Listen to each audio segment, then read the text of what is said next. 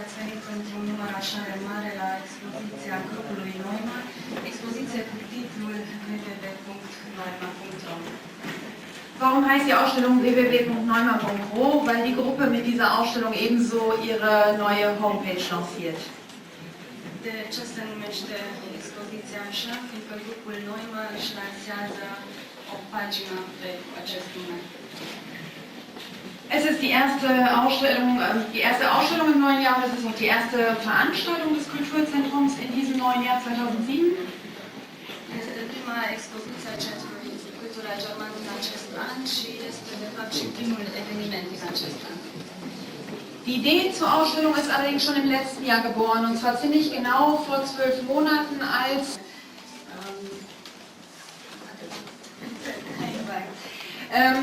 die Mitglieder der Gruppe Neumann, was verbindet sie? Sie haben alle bei Konstantin Flondor hier in Temeswar studiert, sie sind aber allerdings heute Abend noch um 2 Personen erweitert. Es sind also 5 plus 2, 7 Künstler geworden, die hier ausstellen.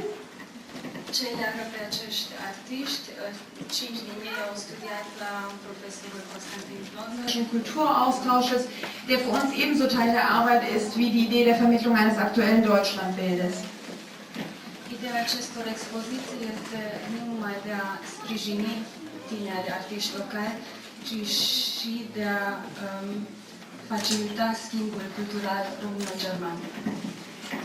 7 junge Künstler. Descoperit această expoziție care este împărțită pe tot etajul acesta, deci trebuie să vă uitați la fiecare perete, poate descoperiți câte ceva. 6 artiști sunt aici, deci de la doamna Goeț Mericol,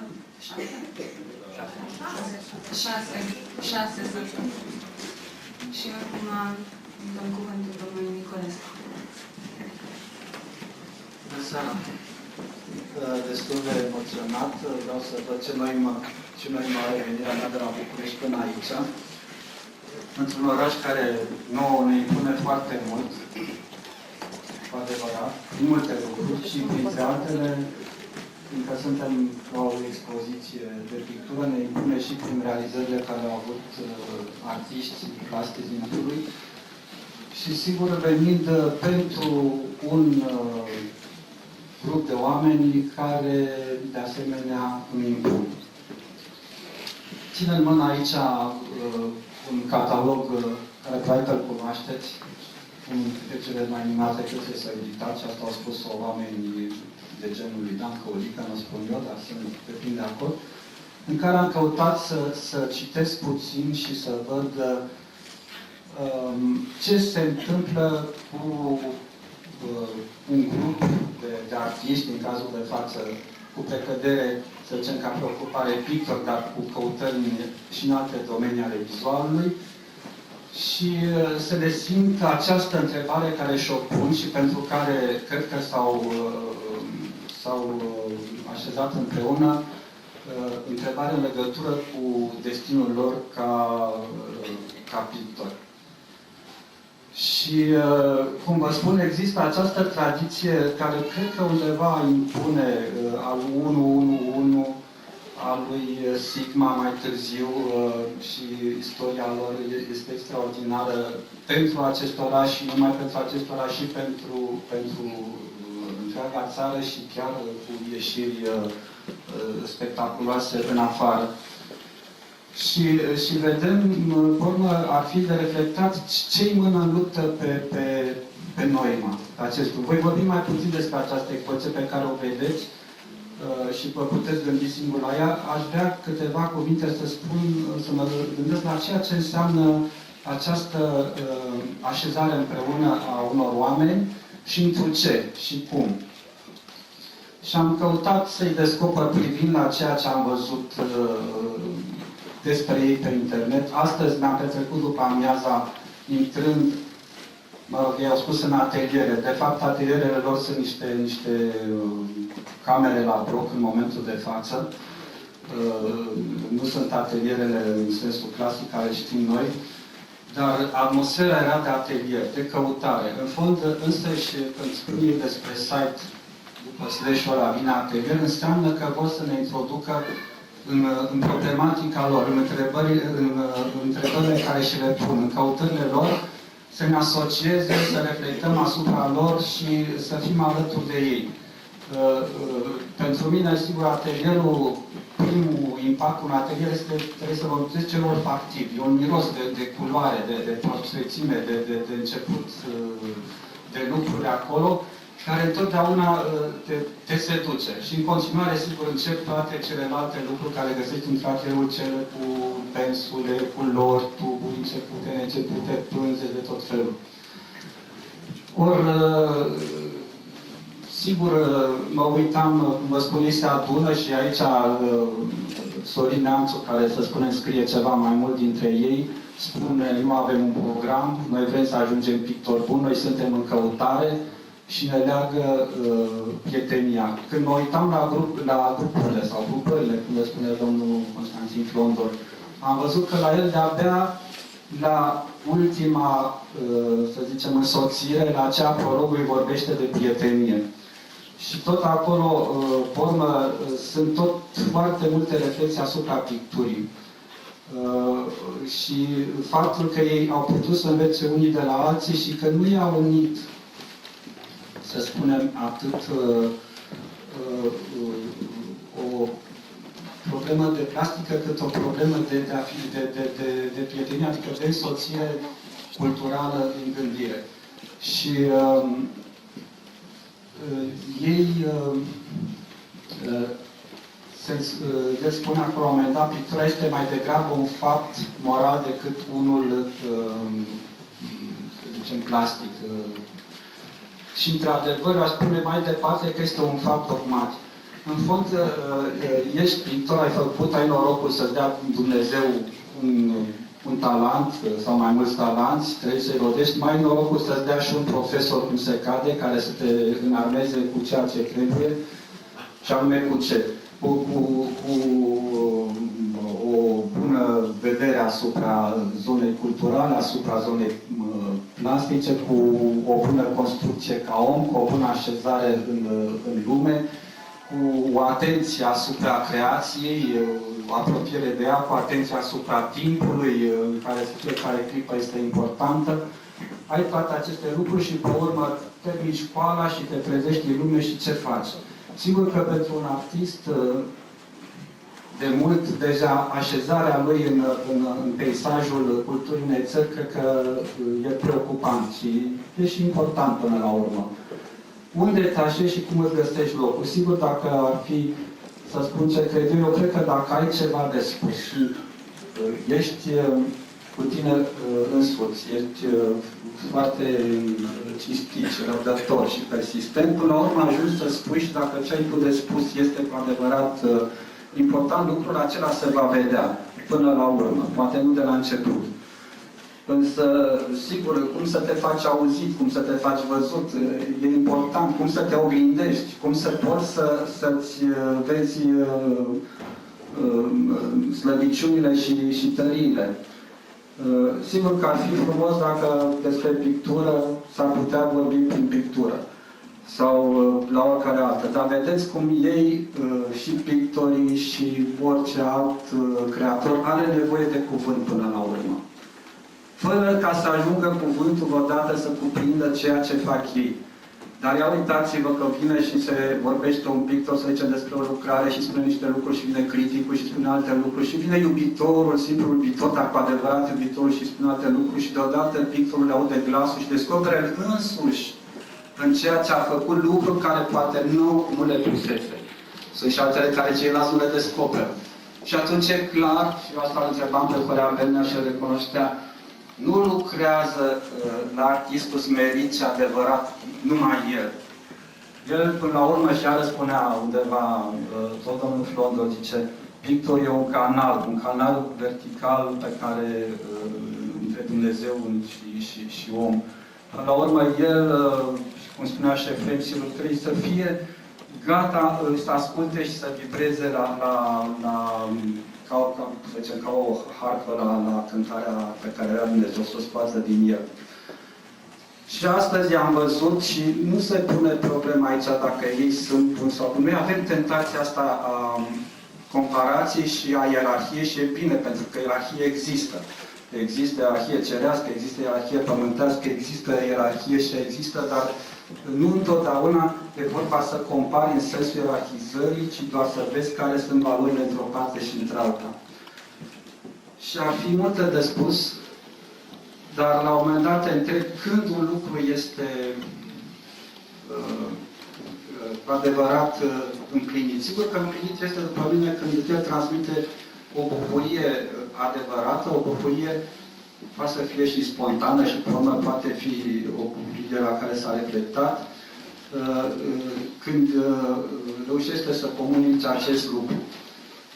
Și sigur că sunt multe lucruri bune care le faci, dar din când în când cât un lucru te colează, să spunem. Pe teritoriul acesta lucruri foarte bune câte ceva. Și ca să exemplific, ar fi cam așa cum ar fi, să zicem, la tronurile astea ale lui Sorin Neamțu, tronuri care pentru el sunt niște amprente și niște amintiri, tronuri care sunt făcute pentru îngeri, dar care pot fi gândite ca niște jilțuri arhierești pentru arhiereul cu majusculă.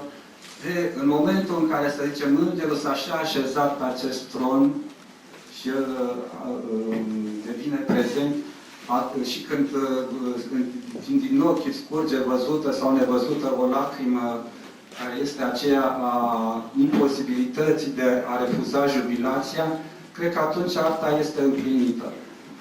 Și sigur că lucrul acesta ține de foarte îndelungă căutare, onestă, cinstită și de foarte multă asceză.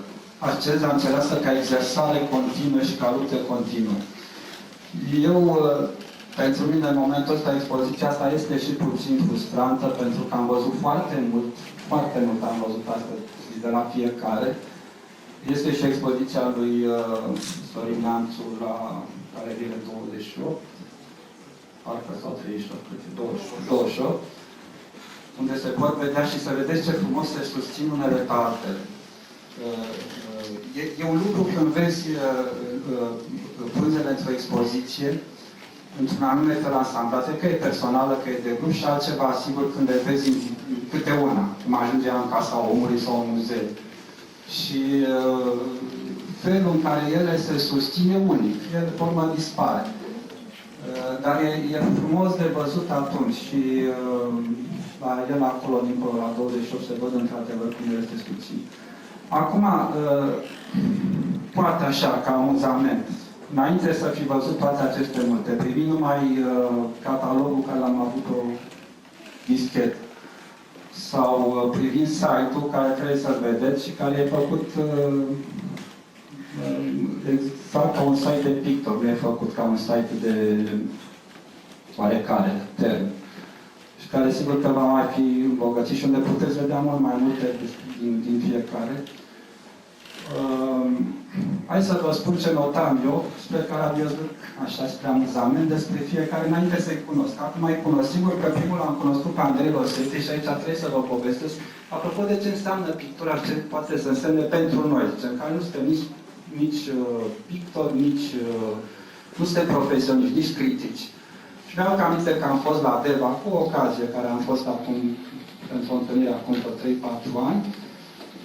Am ajuns dimineața și am plecat seara, timpul în care am stat cu Andrei. Și seara, când am plecat la trenul de noapte, mi-a dat într-un pachet ceva, era un pachet ca o carte, nu era foarte mare. Bineînțeles că mi-am dat seama că e un tablou. Nu l-am deschis, eram la balconul de dorm, nu l-am deschis, deși l-am dus acasă și l-am desfăcut și a fost o bucurie extraordinară. Era bine făcut, bineînțeles. Formă era ca el. Și lucrul ăsta, adică, nu știu, acum era pentru mine o mărturie a prezenței lui în continuare. Dar, vă spun, bucuria a fost mai mare decât pânza în sine. Totul era înglobat acolo. Și acum o să vă spun ce mi-am notat eu și ce am crezut despre fiecare și eu să râde de mine, noastră mai puțin, probabil, că nu sunteți așa specialiști ăsta. Ca să știi. Asta așa pentru că poate sunt dată. Iau în ordinea în care i-am găsit eu pe... și care e ordinea am găsit eu până la care. E ordinea numele lor de botez.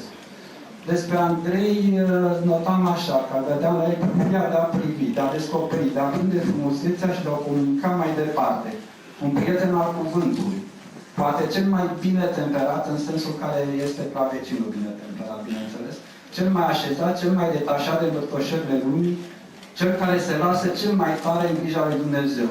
Totuși un căutător care explorează adesea și teritorii incerte, pândite de primejdii, în căutarea unor experiențe care să-l îmbogățească definitiv, fie ele pozitive sau negative, chiar și experiențele negative. Andrei Rositi pășește cu delicatețe și cu familiaritate printre taine, știind că poate să spună câte ceva despre ele, dar și că nu le poate epuiza și că tocmai în această nepuizare constă frumusețea și valoarea. La Ciprian Badea ziceam că mi se părea mie, să vedeți că greșesc poate. Mai abstract, mai aproape de începuturi, mai primitiv, în sensul picturii primitivilor, nu înțelegeți. De o mare subtilitate a vederii uneori, de un rafinament smerit, o delicatețe a liniei, dar și o exprimare hotărâtă prin ea, obsedat de materia primă, pură, primară, culori care sângerează, jertfire prin pictură. Și are iarba aceea care e un fel de căutare a unui pământ nou și vede, l-am văzut așa cum s-a mai făcut de fapt, comparativ ca un pictor, ca un grădinar.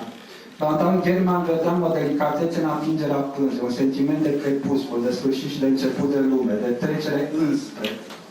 O primăvară metafizică, câteodată învolburat, câteodată diafan, adesea, deodată în ambele feluri.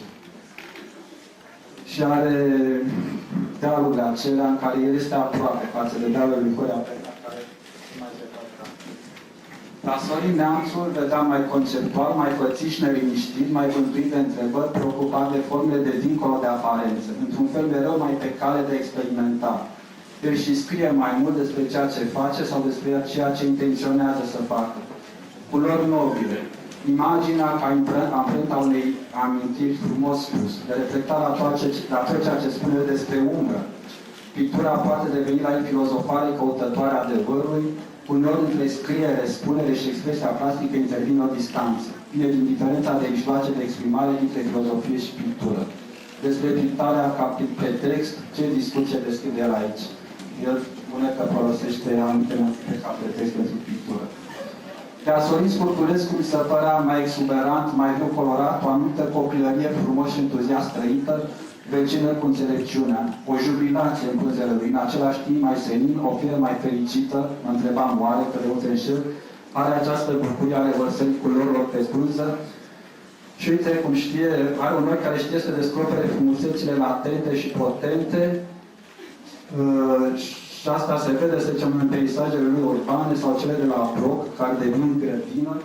Și mă gândeam la filmele, la decalogul Kieslowski, nu știu dacă ați văzut, unde în blocuri se petrec tot felul de lucruri extraordinare.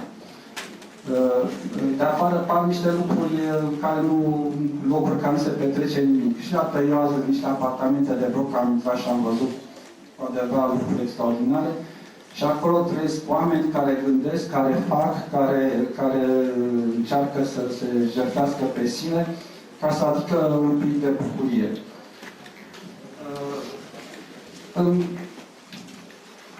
Mă rog, acum sper ca ei să vină și la București, că totuși București este și, vă spun, ideea este că de noi depinde ca să creștem așa cum sunt puse brazele astea, însămânțând în fel și chip acești oameni care sunt semința ale lui Dumnezeu aruncate printre noi și care trebuie să rodească. Dar ele trebuie prin multe feluri, dar prin a-i prețui, prin a-i privi, prin a-i aduce lângă noi în casă, pentru că lucrurile astea aduse în casă precis schimbă ceva nou. Trebuie să ne schimbăm puțin și să devenim mai deschiși, mai disponibili. Nu să zicem până la iubire poate mult, dar oricum să se mai îmbrânzească ceva în noi. Și asta este o cale spre îmbrânzire și chiar dacă ele ador neliniști, să fie neliniști care în final să ducă la liniștire și la înțelepciune. În fond, dacă vorbim alte gândire despre inteligență și înțelepciune, ar trebui și aici să vorbim de un tip de pictură inteligentă, ce misteață și care e foarte la modă și o pictură care tinde spre înțelepciune, adică spre așezare interioară și exterioară și care să fie tămăduitoare, să facă bine. Eu îi văd pe acești oameni pe care îi leagă nevoile și năzuințele, îi văd pe acești drum porniți. Să le ajute Dumnezeu să meargă cu bine, având mereu un ochi spre cei dinaintea lor și un ochi pentru cei de lângă ei și un ochi sigur spre viitor, care în niciun caz nu este un viitor al revoluțiilor. Și aici mi-a plăcut cum scrie Sorin Neamțu, noi nu avem un manifest care să răstoarne lumea. Manifestul lor este pictura bună și bună așezare în tradiția noastră în biserică.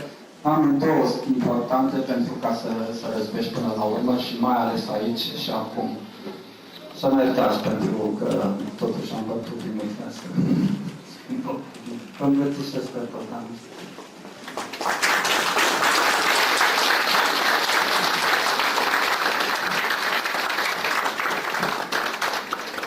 Vielen Dank, Herr Willesko, für diese Einführung auch zu den einzelnen Gruppenmitgliedern. Das ist ganz wichtig. Und vielen Dank, dass Sie seit Vegas Bukarest gekommen sind. Herr Willesko, Entschuldigung, jetzt habe ich doch... Ja, ja genau. Genau. Nein, Herr Niculescu, genau, Ethnologe, Schriftsteller und ehemaliger Mitarbeiter des Dorfmuseums in Bukarest. Und ich gebe dann das Wort weiter an Herrn Willesko, der auch aus Bukarest gekommen ist heute, aber an der Temeswara Kunstfakultät unterrichtet und deshalb die Gruppe so gut kennt. Mulțumim foarte mult domnului Niculescu că a venit de la București. El este scriitor, teolog, etnolog și cercetător științific în cadrul Muzeului Țăranului Român și acum dăm cuvântul domnului profesor Velescu, care îi cunoaște bine pe acești. Onorată asistență, bună seara! Întrucât recunosc în sală mulți dintre studenții mei actuali și cei care au absolvit facultatea de artă, risc să construiesc o atmosferă de curs. Vă rog să nu vă speriați, va fi un curs foarte scurt, care probabil că nu va depăși un minut. Da? Și voi încerca și eu să găsesc, ca și antevorbitorul meu, spunem, noima acestei întâlniri și cred că am o cheie pentru acest lucru și vreau să vă înfățișez. Așa cum știm, grupul s-a constituit în jurul profesorului Constantin Flondor.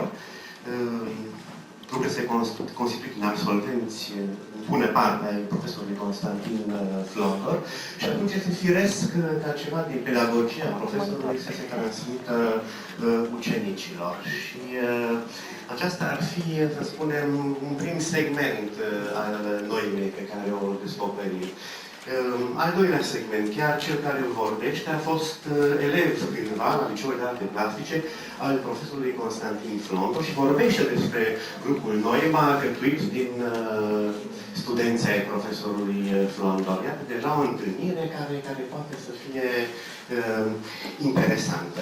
Știind care este pedagogia profesorului, am pătruns mai ușor în programul de creație al expozanților care ne propun astăzi niște imagini care m-au convins foarte mult și să că este una dintre cele mai bune expoziții pe care Centrul German a găzduit-o în ultimul timp. Ceva despre planul de creație al expozanților de astăzi. Ei pretind că nu au un program de creație și că nu sunt călăuziți de un manifest. Manifestul însă nu trebuie să fie un lucru neapărat zgomotos, nu? Poate fi pur și simplu un fir alariat într-un labirint pe care, cu mijloacele artei, expozanții aici de față încearcă să îl exploreze. Eu consider că prin pedagogia care a fost predată, expozanții se deschid către două dimensiuni. Una este aceea a meseriei, a meșteșugului pictorului, care trebuie să fie asimilat cu rigoare, iar de această sarcină ei s-au achitat și se achită încă într-o prelungită ucenicie care trece dincolo de zidurile și de porțile facultății și care se continuă mult în viața lor de artiști. Tema pe care expozanții o explorează, cred, și aici îmi îngădui să vă înfățișez propria mea interpretare, este aceea a sacrului. Sacrul nu este un lucru care trebuie să îl reprezinți, ci este o experiență pe care o faci. Și prin mijloacele picturii și prin activitatea lor de pictori, eu cred că expozanții grupului Noima fac ceea ce noi cu toții trebuie să facem, anume să îl cunoască pe Dumnezeu, fiindcă aceasta este, în fond, experiența sacrului. Poți să te adresezi divinității direct prin rugăciune, care este de cerere, de mulțumire, de preamărire, dar poți să o faci și admirând creația lui Dumnezeu. Și asta cred că fac expozanții grupului Noima, și să găsești în interstițiile dintre lucruri tocmai rațiunile, să spunem, pe care Dumnezeu le-a așezat în creație. Și acesta este un dar întâi de toate a celor despătimiți, dar și al acestor ucenici care își prelungesc mult ucenicia și care este un fel de smerenie în opinia mea. Putem să privim lucrurile și dintr-o altă perspectivă și să spunem că prin activitatea lor de pictori, reprezentanții grupului Noima consacră încă o dată lucrurile umile pe care le înfățișează. Ei ne oferă prin picturile lor o perspectivă a detaliului și odată punând detaliul sub penel și sub lupa atenției lor, ei ne trimit la alte și la alte detalii, dar nici prin această atitudine a lor, să spunem, care explorează detaliul, ei nu inventează în fond ceva cu totul nou, ci se întorc la o experiență pe care înaintașii lor au făcut-o și mă gândesc la un artist german, Albrecht Dürer, la acoarela minunată cunoscută în german sub titlul de Das große Rasenstück, ceea ce s-ar traduce prin fragmentul de pajiște pe care Dürer îl înfățișează. Un tablou neobișnuit pentru vremea în care a fost pictat, dar această experiență, spune, a curiozității detaliului și a relațiilor esențiale care se ascund în detaliu, este un lucru pe care și expozanții de astăzi îl moștenesc. Eu cred că ei, în activitatea lor, consacră încă o dată lucrurile, să spunem, creații pe care noi în experiența noastră cotidiană, pe lângă care trecem nepăsători în experiența noastră cotidiană. Pentru că am vorbit de smerenie, aș vrea în încheiere, în ultima propoziție pe care o voi pronunța, să vorbesc și de o altă smerenie, aceea a tăierii voii artistului, voia de a se exprima cu strălucire, într-un limbaj sonor. Ei își sacrifică stilul și atunci aș spune că propun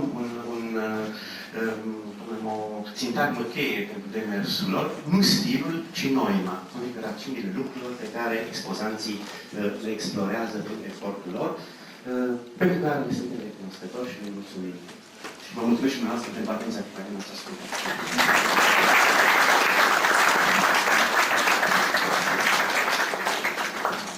Vielen Dank, Herr Welescu. Und ich möchte doch noch das Wort weitergeben an die 6 jungen Herren. Vielleicht, die bestimmt nicht, also ich möchte niemand erschrecken, alle 6 sprechen werden, aber doch im Namen der Gruppe. Vreau să vă dați cineva din cei 6. Deci, o să vă speriați. Vă reamintim site-ul noima.ro, nu uitați, vizitați-l. Vă promitem că acest site, sperăm, în viitor să fie un site deschis. Deja există o adresă de e-mail acolo și pomenind de această adresă pe care vă invităm să ne scrieți, fie că vreți să ne reproșați ceva, fie că vreți să intrați în dialog cu noi. Vorbim vorbim de această adresă, de această legătură, încă o dată amintesc de Ileana Pintilie, care nu a putut să vină în seara asta, și-ar fi dorit, dar nu a putut. Și ea propunea ca dezbaterea care plutea în aer, dacă putea fi vorba de o dezbatere aici, să fie amânată pentru o discuție pe e-mail și vă invităm și pe dumneavoastră, dacă sunteți sensibili la lucrurile de aici sau la altele generale legate de breazla noastră și de noi în general, să ne scrieți și să încercăm împreună să discutăm și pe e-mail. Pe de altă parte, aș vrea să mai punctez un lucru, faptul că aici, afară de grupul Noima, care a mai expus acum câțiva ani în Timișoara și în Arad, este și un coleg al nostru, Simion Arhiri, cu care pe atunci vânam peisaje în timpul anilor de studenție, și faptul că Bogdan Blăduță, lector la Universitatea de Artă din București, dar coleg cumva de vârstă cu noi, a acceptat să fie și el oaspetele nostru și îi mulțumim, deși nu a putut fi prezent aici. Și, nu în ultimul rând, mulțumim domnului Flondra, care cred că este aici între noi și cred că este și în noi, într-un fel, în unii dintre noi, cel puțin. Mulțumim!